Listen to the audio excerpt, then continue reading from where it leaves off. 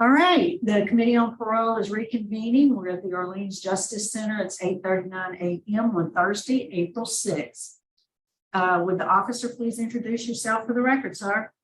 Good morning, Parole Board. This is Deputy C. Tate, and I have here Mr. Torianno Clark from Orleans Parish. Thank you, sir. Good morning, Mr. Clark. Would you introduce yourself? Tell us your name, your DOC number. Good morning to the Parole Board. My name is Torianno Clark, and my DOC number is 537-441. Right, and do you have a parole revocation questionnaire there in front of you? No, Parole Board. I was not afforded a copy with all the information you guys sent. Okay, so up on the screen, Mr. Clark, is that your signature at the bottom of that page dated February 20th? Yes, ma'am. Okay, well, we are ready to proceed, sir. I'm going to read the violations, the alleged violations, after which you'll enter a plea of guilty or not guilty, and then we'll have a conversation about your plea, okay? Yes, ma'am. You're accused of violating condition number 4, which reads, you were arrested by the New Orleans Police Department on January 17, 2023 for aggravated battery, domestic abuse battery, and domestic abuse battery child endangerment. According to the NOPD incident report, you were in possession of a small black handgun on January 9th, 2023. How do you plead to violating condition number 4? Not guilty, ma'am. Okay. Condition number 5, according to the NOPD incident report, you were in possession of a small black handgun on January 9th, 2023. How do you plead? Not guilty, ma'am. Could you answer Mr. Roche's questions, please? Good morning, Mr. Clark. Morning. Mr. Clark, do you want to make any statements on your pleas? First of all, I just want to say I never put my hands on a woman. I never do that. I never done it in my life. That's not my MO. And I love her. It's no going around that. I really got feelings. That's gonna be the future of me. You know, she helped me no matter what happened, even though she lied on me, whatever, it don't even matter because I take full accountability because I said some things out of my mouth that led her to that. So, and I love her, man, and that's gonna be my wife one day.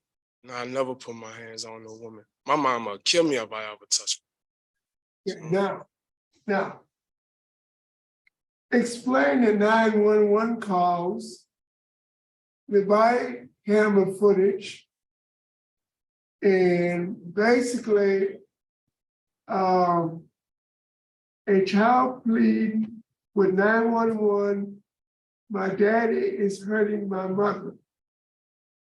I never even know nothing about that till I had came back in the house and she told me.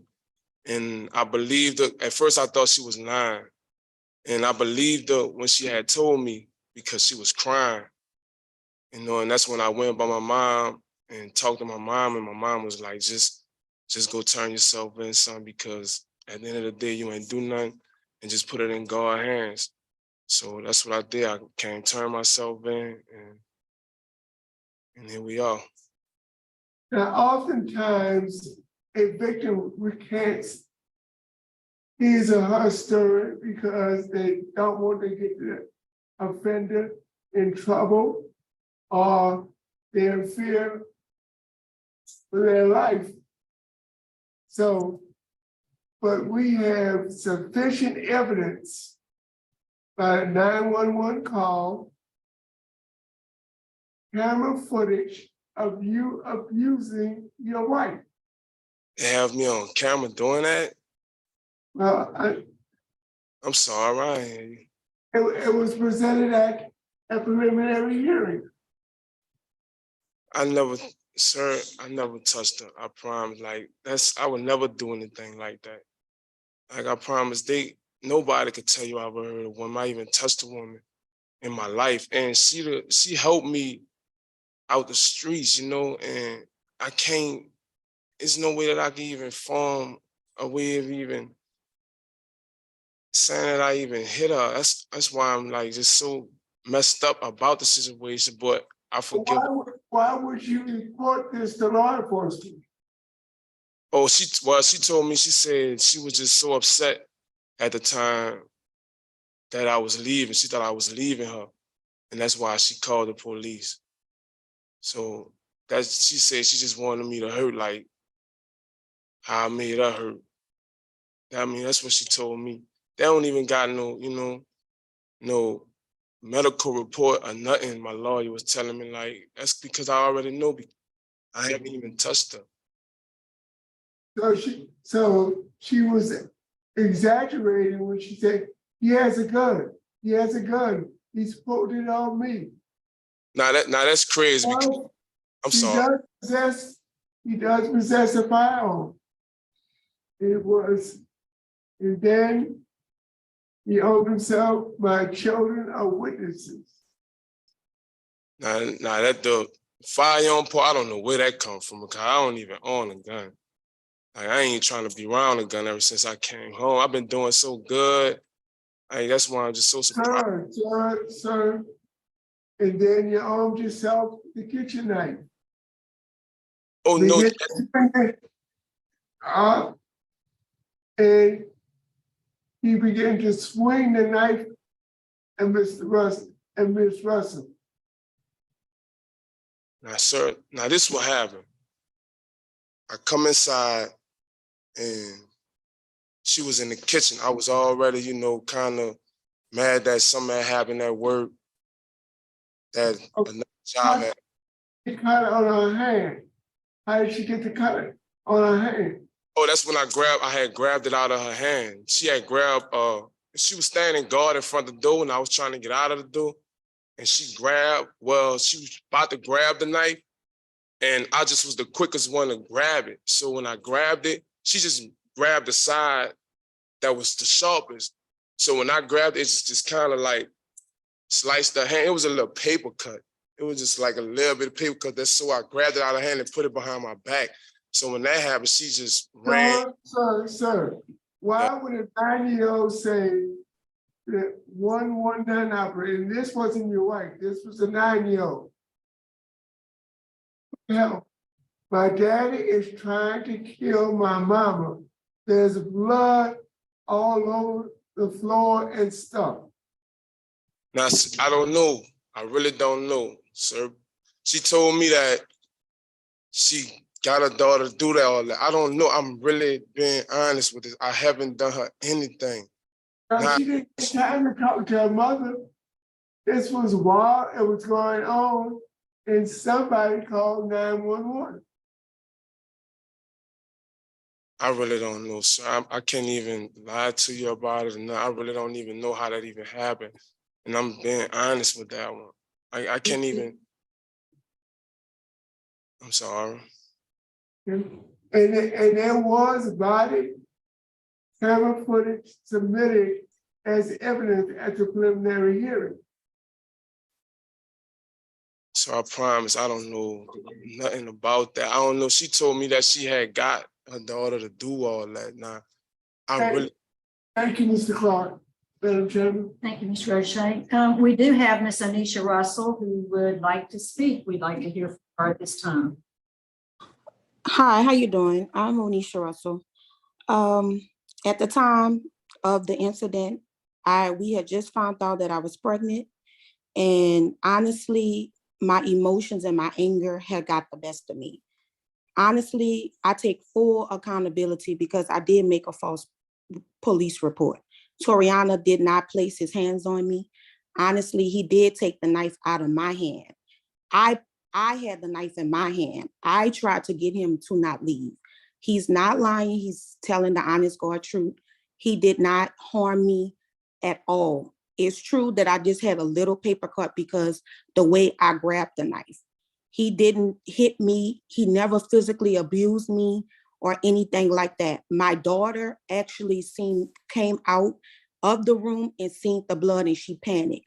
He did not place his hands on me, and my daughter did admit that to the child protection people when they came out to the school, that she did not witness him putting his hands on me. So they dismissed the case on me and him. I take full accountability. I really did make a false police report. And the judge has made me aware that I could have got in trouble. That's why the charges were dropped on Torianno, because he did not. That was honestly my anger and my frustration and my hormones, because again, I am 5 months pregnant. He did not, honestly, you guys, really put his hands on me. He's innocent in this situation. I'm not taking up for him. I don't need no sympathy. He actually really did try to avoid the situation as much as possible. You know, when I was arguing with him, fussing at him, he tried to leave to go by his mom. He tried honestly to leave. It's just me that stopped him and made the situation worse. So I honestly take full accountability. I have told the judge, I'm aware that I could have got arrested at the time. They have already told me. Yes, ma'am. We understand the picture. Thank you so much for your testimony this morning. Okay. Mr. President. Ms. Russell, Yes, sir. what is the relationship between you and the offender? That is my current boyfriend, and we have 2 kids together. I'm currently 5 months pregnant right now. Have you ever had any situation where you had to call the police throughout your relationship for domestic abuse? No, sir. Honestly, no, sir. This was our first time. And again, I take full accountability. He is more patient, and he doesn't really even get upset, honestly. Thank you, ma'am. Who called 911? My daughter, because the kids were actually put to bed at that time because they had school Monday morning. Thank you, ma'am. Thank you. ma'am. Thank you. Thank you, ma'am. Mr. Clark, anything you want to say to wrap it up for us before we go? Ma'am, I just want to say, like I said, it don't matter what she did, lie about the situation, her daughter, it don't even matter, because at the end of the day, I love her and I'm always be there for her no matter what. Like I said, one day she gonna be my wife. And Yep, we heard you say that. We're ready to go.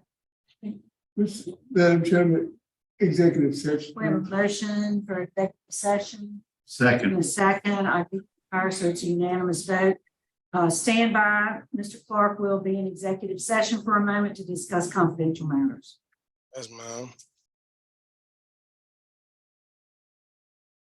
Mr. Clark, we're back in regular session. We will be voting. Mr. Roche will vote first. Mr. Clark, I'm going to vote to do not revoke. Thank you. But if you ever appear again, I'm not going to ask questions whether it happened or not. I'm going to revoke you. Sir. Make that clear. If you ever appear before me again with domestic abuse, battery charges, or any kind of violence with a family member, I will even read the report. I will revoke you. Yes, sir. Do you understand me? Yes, sir. And I'm going to add a condition to your parole that you complete immediately upon release. You must enroll in a 26-week domestic violence offenders program. There's one in Orleans Parish. Yes, sir. You'll have to enroll immediately and complete all 26 weeks. If you don't, a warrant will be issued for your arrest, and you will be in the same situation you are right now. You understand? Yes, sir. I'll be there. Mr. Brandon. I concur with Mr. Roche. I also vote do not revoke, and for you to complete that 26-week program. Yes, sir. And I do agree, Mr. Clark.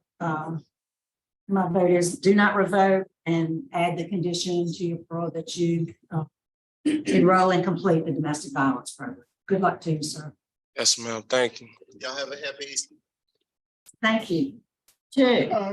Is that all at Orleans? So that concludes our business at Orleans. Mr. Tate, thanks for accommodating us. We will adjourn. It's 8:54.